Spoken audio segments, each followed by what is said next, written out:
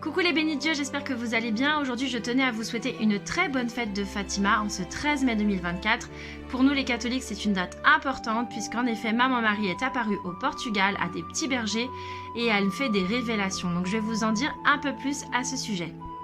Donc Fatima est une ville du Portugal qui se situe entre Lisbonne et Porto et cette ville deviendra célèbre à partir de 1917 au moment où en fait la Vierge Marie apparaît à 3 petits bergers. Donc ce sont des enfants de 7 à 10 ans, la plus grande Lucie et ses 2 petits cousins Jacinta et Francisco vont avoir la grâce de voir et d'entendre Maman Marie. En effet, elle va se livrer à eux le 13 mai et elle va leur confier qu'il va falloir faire le chapelet tous les jours de telle sorte à obtenir la paix dans le monde et plus particulièrement la fin de la guerre. Et elle va leur redonner un rendez-vous suivant le mois prochain, donc le 13 juin 2017, à la même heure, au même endroit pour d'autres messages. Ils garderont en tête qu'elle était merveilleuse et qu'elle était vêtue tout de blanc.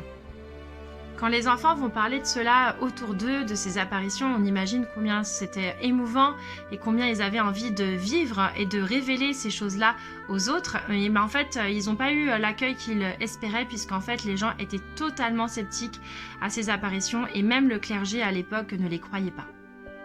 Donc le 13 juin 1917, les enfants reviennent au même lieu et du coup ils vont venir avec 50 personnes qui vont être assez curieuses de voir si effectivement ce que disent les enfants est vrai. Cependant, Maman Marie va de nouveau apparaître mais seulement aux enfants, donc les autres ne vont pas la voir. Ce jour-là, Maman Marie leur demandera d'avoir en fait un cœur dévoué à l'Immaculée Conception, donc à elle-même finalement. Et c'est vraiment un message fort qu'elle veut en fait transmettre à ses enfants. Et bien évidemment, elle compte sur eux pour transmettre le message au reste du monde.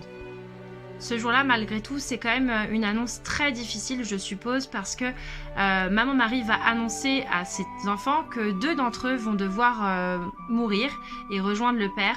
Et en effet, plus tard, nous découvrirons donc les 2 enfants, Jacinta et Francisco, sont bien morts, tous 2 de la grippe espagnole. L'un, donc le petit garçon, en 1919 et l'autre, la petite fille, en 1920. Donc je ne sais pas trop comment ils ont perçu ce message. Et elle leur demande également à l'autre, du coup à Lucie, eh bien, d'apprendre mieux à lire et à écrire pour communiquer la parole au reste du monde. Donc on imagine que ils n'avaient pas peur puisque c'est Maman Marie qui leur annonce ce départ et on imagine qu'ils se sentent sûrement rassurés puisqu'ils vont retourner le mois prochain et on imagine qu'ils sont confiants. Donc à chaque mois un rendez-vous et le prochain rendez-vous du coup c'était le 13 juillet 2017. À cette date, il y aura donc toujours les 3 petits bergers, mais également 2000 personnes qui sont de plus en plus curieux concernant ces événements. Et il y aura quelques petits nuages qui vont être au-dessus du chêne, donc quelques effets un peu inattendus. Mais les gens ne vont pas voir Maman Marie, seuls les enfants vont continuer à pouvoir la voir. Et c'est à cette date qu'elle va leur révéler les 3 secrets de Fatima.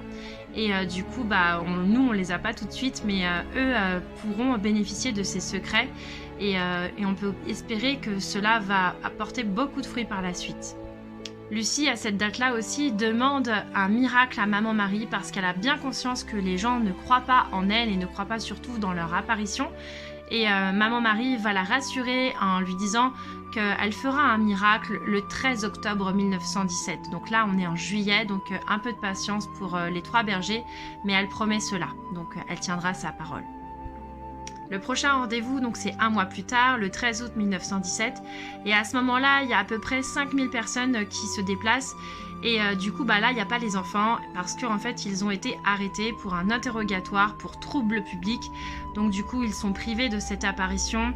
Mais sous la pression de la foule, Maman Marie reviendra le 19 août et les enfants seront là, donc pourront encore une fois lui parler et la voir. Le 13 septembre 1917, cette fois-ci, il y aura à peu près 10 000 personnes et les personnes vont constater des effets météorologiques inexpliqués se produire, mais eux ne continuent à ne pas voir en fait Maman Marie, seuls les enfants peuvent lui parler et la voir. Le mois suivant, le 13 octobre 1917, c'est le mois où Maman Marie a promis un miracle. Et là, cette fois-ci, il y a plus de 50 000 personnes sur le champ. Et ils vont constater vraiment des effets météorologiques complètement inattendus et qu'on n'a pas l'habitude de voir, puisqu'en effet à ce moment-là il y avait vraiment de grandes pluies, puis tout à coup un énorme soleil. Lorsque l'enfant a demandé à fermer les parapluies, eh bien les gens ont fait, et le soleil est arrivé tout à coup, le soleil a changé de couleur, et une fois qu'il a changé de couleur, il a commencé à tourner dans tous les sens pour ensuite réatteindre sa place initiale. Et en même temps, il y avait un nuage qui s'accrochait au-dessus du chêne où Maman Marie apparaissait. Donc le fameux miracle a eu lieu, et c'est un miracle que tout le monde a pu constater. Maman Marie annonce la fin de la guerre aux enfants, et elle demande à ce qu'une chapelle des apparitions soit réalisée à cet endroit, dédiée du coup à Notre-Dame du Rosaire.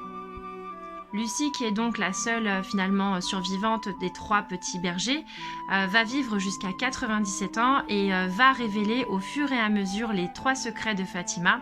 Les 2 premiers secrets ont été révélés en 1941 et le dernier secret seulement en 2000. C'est le Vatican encore qui le détient, et du coup on n'a pas encore toutes les explications, mais par contre pour les 2 premiers, eh bien, il y a des choses qui se sont déjà réalisées. Pour le premier secret, en fait, Maman Marie demande à ce que les gens se tournent totalement dans la dévotion du cœur immaculé de Marie. Et en contrepartie, du coup, il y a plus de paix dans le monde.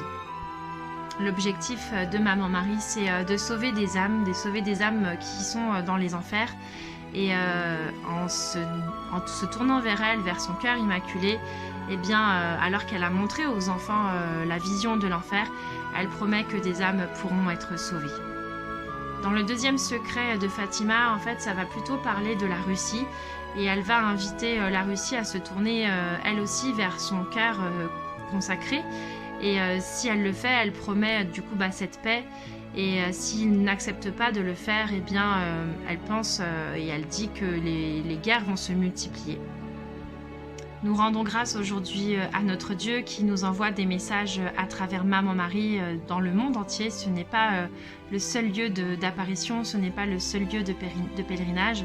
En France, bien, vous connaissez Lourdes, du coup ça vous parle. Et bien au Portugal, c'est plutôt Fatima. Et je remercie Maman Marie de s'adresser à nous, de nous encourager, de nous tenir la main et de nous aider à prier Jésus à travers le chapelet. Donc merci Maman Marie pour ce que tu fais pour chacun d'entre nous.